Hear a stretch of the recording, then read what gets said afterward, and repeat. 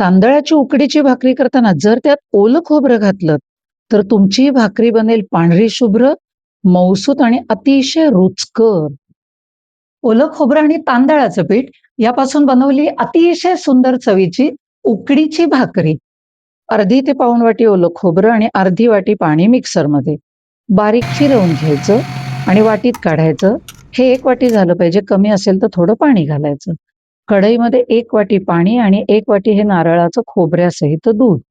चवीनुसार मीठ घालायचं. उकळी आली की 2 वाट्या तांदळाचं पीठ. सगळं व्यवस्थित एकत्र करायचं. गॅस बंद करायचा आणि 10 मिनिटं झाकून ठेवायचं. 10 मिनिटानंतर परातीत काढायचं. गरम आहे म्हणून पावभाजी मॅशरने मॅश करायचं. हाताला सोसवणारं तापमान झालं की पाणी आणि तेलाचा हात लावून 5 मिनिटं उकड छान मळून घ्यायची. अगदी तलम गोळा तयार झाला पाहिजे. म्हणजे भाकरी लाटताना त्याला चिरा पडत नाहीत.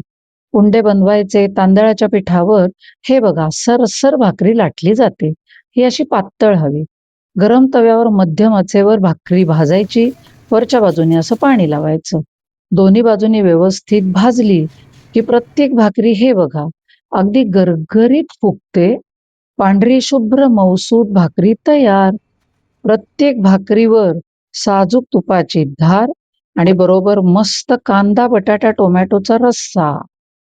ओलं खोबरं तांदळाची उकडीची भाकरी आणि बरोबर रस्सा. एकदम सुपर!